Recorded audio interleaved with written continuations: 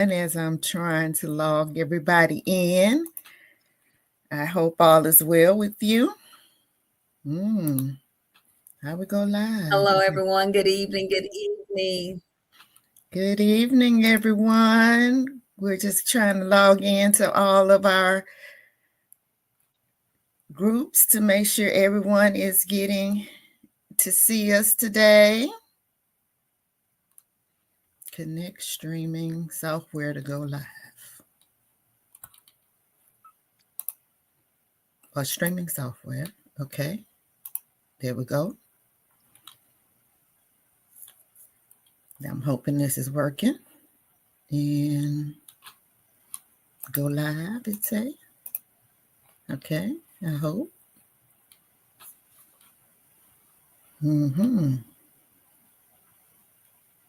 A video source is required. My webcam. Okay.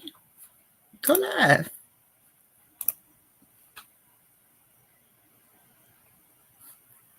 Unable to start the live video. Okay, it says live over here. Okay, but it's telling me it's not starting. It's always something, I tell you. But that's all right. I'm going to say, maybe because I didn't give it a title. I hope everyone is well. I'm going to keep talking because I'm not going to let this slow us down. And I hope everyone had the best day possible today, because we were proud. I'm just going to say log in. And did yours shut down, or was it just mine? Mine? What you mean? The whole thing, or just in Facebook? Yeah. I don't know. I know my Facebook shut down. I said my live. Oh, I don't know if you saw me. It knocked me out. Hold on. I'm still over on the Facebook side. Oh, okay. Now it says, welcome back, Keisha. Live now. Go live. We're trying to make sure everyone can see us and have the opportunity to hear our wonderful information tonight. So please bear with us as we're making sure that we connect to each and every one of you. Yeah, because okay.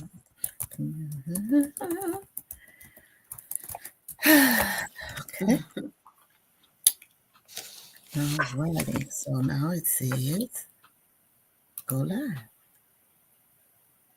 It says it's going live. It's unable to start. Interesting. Are we here? Yes, we are here this way. So you know what? I'm going to go another way.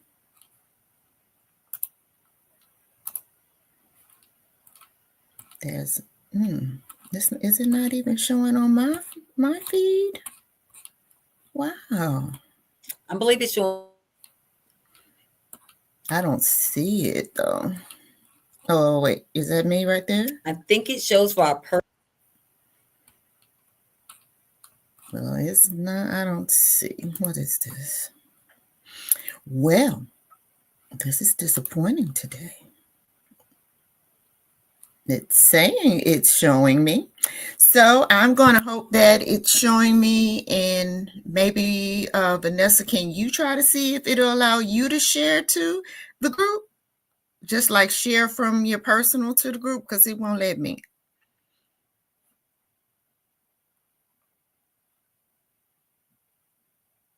Are you here? I'm here. Okay. I'm here. It's going, whenever you did whatever you did, it keeps knocking me out. I don't know why. Okay, I just put you, because I put you back in. And it let me add you to the stage. Okay. I'm here. Okay. Man, I refuse. I refuse to take this as a negative. It's just showing that we just need to take a moment to slow down and say, we're going to get this done. Because we were here, we were ready.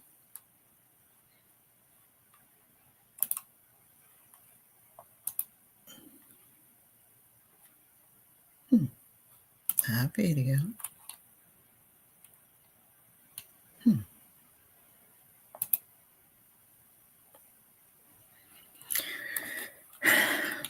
Okay, my web.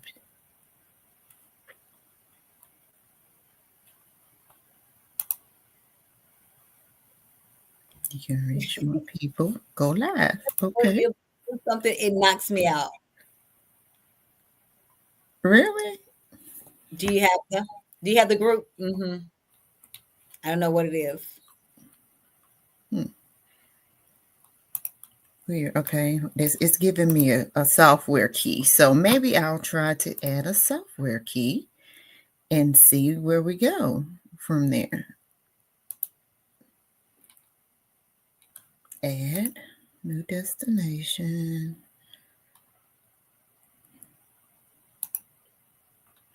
Okay.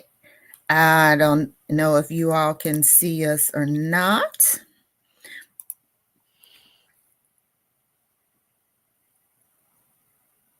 Let me check.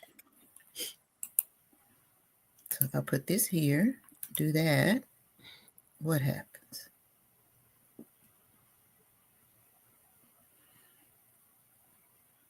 Am I knocking you out again?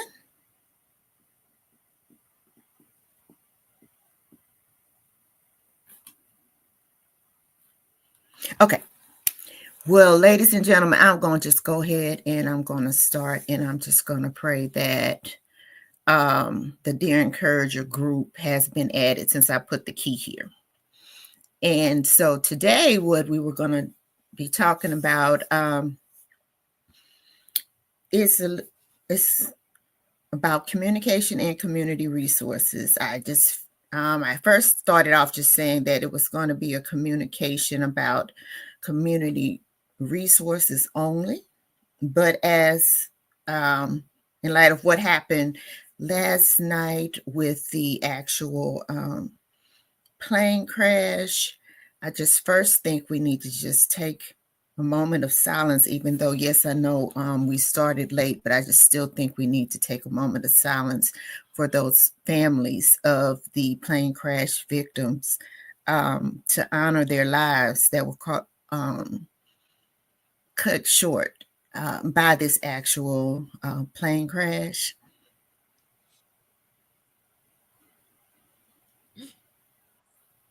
Thank you. Okay. In light of the actual plane crash, and all the communication around it, I don't want to try to in any way make it a political thing, because it should never be. But I think with all that's been going on in the past 10 days, I just think we just should take a moment, as it goes with our health and it goes with the caregivers who are taking care of us, that this is a great time to have a refresher on communication, because of the fact that we're seeing a greater need for communication within our homes, with our medical professionals, with our neighbors, with our everyone. Okay. So just know that the things in life, we're going to have to learn how to communicate with one another as adults with respect, thinking of one another when we speak, and then also trying to give each other the benefit of the doubt when we are speaking to one another. And I think the first step in that is always trying to think, does this person have my best interest at heart? Is this person, are they speaking from a positive point, and if they're not speaking from a positive point, what can I do to keep this conversation from going south? Because you all know yourselves, and you all know how you can answer things to keep things in a, what's the word, Vanessa, in a calm way. Because Vanessa, she knows me and she loves me, and she's been watching me as I have been maturing in trying to honor what I say and how I say it, because my heart is pure, but sometimes I don't think before I let things come out, and I know that. And so now I'm learning, okay, think first. Did that person necessarily have what I'm thinking on their mind when they see it, whatever? Especially, if it's a text message, if it's an email, or am I having a bad day? And am I projecting my day onto what this person is saying? And in this climate that we're in right now, y'all, we're going to have to actually start to do more of that, in my opinion, because the climate is hot and it's hostile times 10. Yes, and it has us on our emotions are on a high. Yes. So when we're communicating, especially as you said, if it's in an email or message, whatever state our mind is how we're going to read that text message or that email. So it's good to make sure when we are reading something and we ask for clarity. So we ask those clarifying questions to make sure that we're receiving the information as it's meant for us to get. Mm-hmm. And as a healthcare provider, you will have to also remember to dock your feelings and your personal biases at the door, because you're dealing with people who are coming in with all kinds of problems, all kinds of heartache. You're having the caregiver coming in with problems and heartache, and you need to remember that, because if you're projecting onto them and then they're having a bad day, it's going to be awful. And you don't want to have problems there too. And because I was watching the news earlier, and, especially with mental health, you already have mental health that's underfunded. Then you have people who are out on the street, and some of them are homeless, and then their families are trying to get care for them. And they may call and say, I need help. And they're calling for help in these underfunded areas. And then who do they send? They send the police. And then when they send the police who don't have the funding or the education to deal with those individuals, then those individuals have a high percentage of being harmed because they don't know how to deal with that.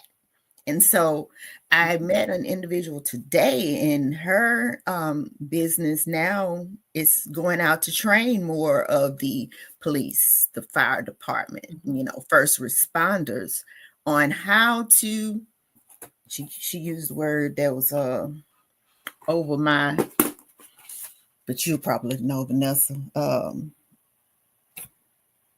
neurodiverse children and adults. Okay. And I was like, oh, you okay, thank you for your card. Because I know that this is needed, and I want her to come and talk to our community, because this is needed, and it's needed even for the family members of neurodiverse individuals, because they need help. And I know some may feel guilty if they call to ask for help, and then their family member is harmed. And again, in this very high, what was the word that I used earlier? In this climate that we're in, that's hostile. We need more help in neurodiverse training, just in mental health, period. So if you see people that are out and they're saying that they are trying to raise money for mental health, I'm not a lobbyist. I'm just telling the truth. Donate some money. Yes. Because and Keisha, go ahead, sis. I just wanted to interject that some police departments do have a number that you call instead of calling 911 if it is a person in a mental health crisis. I will, and you can look that up in, you can call, I think most places, 211 is the information where you can call for resources, and you can call that if you don't know the number, to get the number where you're not calling 911, where they will I know Dallas Police Department has it. I'm not for sure. I'm sure major cities have it. It's the small cities, smaller cities with a smaller, of course, police staff and budget that don't have those. But it's very important that when we are having those crises, that we know who to call. There's also crisis teams that you can call instead of calling the police. So that's very important to know as well, that you can call crisis units that will come out and assess your loved one. Uh-oh. Well, I hope she'll be back quickly. But I know in this area, if you for resources, you can call 211, and then they will give you resources here. Okay, Vanessa, I see. Uh-oh. I see you, but you're not on here. Hold on, I'm adding you back. Okay. There you are. Go ahead. There you go. So I was just saying it's very important that we make sure that we're calling to get the right resources to help our individual. So we are having trained individuals interact and de-escalate the situations at hand, because we're already in crisis. Of course, the mental health individual is in a crisis at that time as well. So we want to make sure that we have the right individuals out there assisting. And I just want to say too, if you are having issues related to the plane crash or anything else that's going on right now, and if you have are having any trauma related to that, reach out for help. Don't suffer in silence, because there's no need. There are resources available. Please use them, because there's no need for that. It was traumatic, and I'm not trying to harp on it to cause trauma. I'm just trying to say, if you have a need, please reach out. Or maybe if this has opened up a wound that you have from something else, reach out for help. You back, Vanessa? Are you here? Yes, I'm here. Okay, I just wanted to make sure. So, back on with our community resources. I'm sorry, I just felt, based on what was going on, that we should use our time to share resources that were available for individuals, because that was just, like they said, that was something that hadn't happened in this decade. So you just want to talk about those things. So I'm taken aback by it. I'm sorry. But in reference to resources, I just wanted to do a little check-in to make sure that our healthcare warriors and caregivers are just still aware of different actual resources that are available for you. Okay, I just did something to my computer. I don't know what I did, so I'm gonna try not to do that again. I zoomed in on something. Sorry about that. And but if you are having issues with let's say problems at home where you just want to have some extra assistance with, let's say, things around the house, home health aides, or if you want to have just someone come help you, let's bathe a family member, you can actually get caregiver services.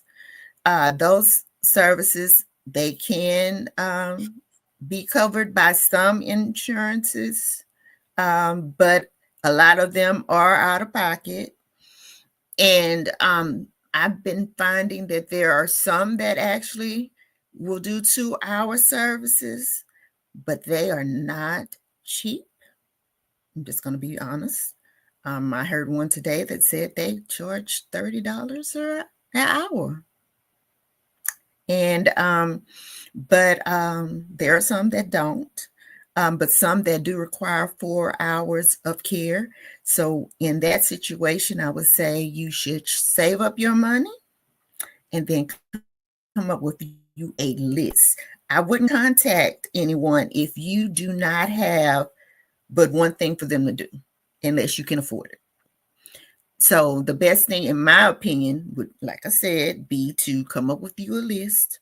I would like you to please wash the dishes. I would like you to prepare 2 or 3 small meals for my family member. I would like you to have her bathe, do a little laundry. You come up with you some work for those 4 hours or 2 hours. I don't want you to get paid to sit here for these hours and watch television with my family member, unless that's what you really need them to do. Also, there are services where they'll actually take them out for errands, where they can get them out of the house and just take them to the park. They can take them wherever they want to go, but just know that they don't have to just sit in the house. There are errands. There are people that just do errands, and those are great ideas too. You can have people who come to the house and actually help them if they are known to be hoarders. They can help them downsize and get rid of things that need to be gone. And you don't have to worry about fighting with them over what should be downsized. You can let them fight with a stranger. So they can fight with said stranger and be mad with said stranger, and stranger can go home. Okay? I'm learning about all kinds of people that do things. But yes, and even if they live in a different city and it's time for them to go to like an assisted living, they can help them with get rid of the clutter and then downsize the house. They can sell the house for you, all those good things. If you don't want to have that family argument of how to sell, when to sell, this, that, and the other, you can let someone who's gifted in that and in senior real estate. So if you're thinking of a new niche, that is a niche you should look into. Senior real estate, where you work with the families, and you work with the real estate agent. No, I said if you're looking into a new niche, so that means you'll be working with families to sell homes. Okay, so That's the niche that I was trying to discuss with you. So just know that there are just so many different things now where if you're trying to not have family strain and pain, pay somebody. It's worth it. And some of them will even allow you to pay them at the end, where they get their little commission. Let them, y'all argue with the real estate agent, and then you don't have to argue with each other. So that is all I'm going to bring before you today. I just wanted to give you the out of the box type community resources that I have found while I have been out here meeting new and different people. And I hope you found it helpful. If you have questions, feel free to reach out. I'll be happy to give you information. And Vanessa, do you have any questions, thoughts, concerns? No, I just hope that people take this information because it's very useful because we all need resources. Oh, one thing I was going to say, if your loved one is receiving disability from the government there, you can have them assessed. Uh-oh. Hold on, she's coming back, y'all. For some reason, keep kicking her out.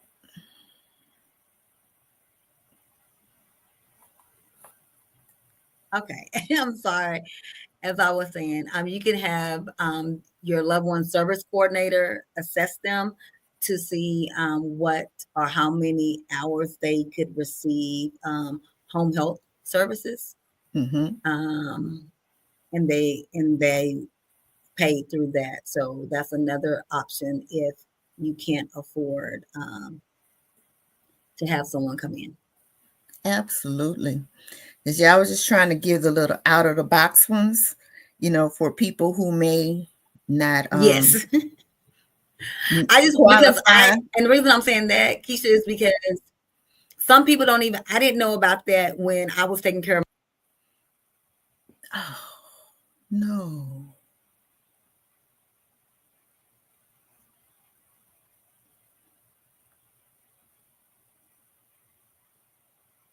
She's coming, y'all. Yeah, I'm really playing yo-yo tonight. I didn't know about those resources. It wasn't until a couple of years ago when my brother started getting disability that I knew of that. So even though like you're in the medical field, so you probably are aware, but people who are taking care of their loved ones every day sometimes, and a lot of times, unless they have a great service coordinator, they don't even tell the patient that they can qualify for it or the client that they can qualify for it. So yes. So yeah, please reach out. If you have questions, we'll be happy to give you the resources. And before we leave, I just want to give you this bit of encouragement. The fact that you have a disability does not make you a lesser person. You are wonderfully made. And I just want you to always remind yourself that you are wonderfully made and you're a great person. So I hope you all have a great night. And we're going to log off, and because Vanessa's, she's smiling through it, but I know it's frustrating you. And we hope you all have a great night, and we hope to see you next week. Take care. yes, have a beautiful night and a great weekend, y'all. Bye. Bye. Uh-oh, I can't, whatever I did to my, oh, there it is. It won't let me, I can't make my screen small enough to not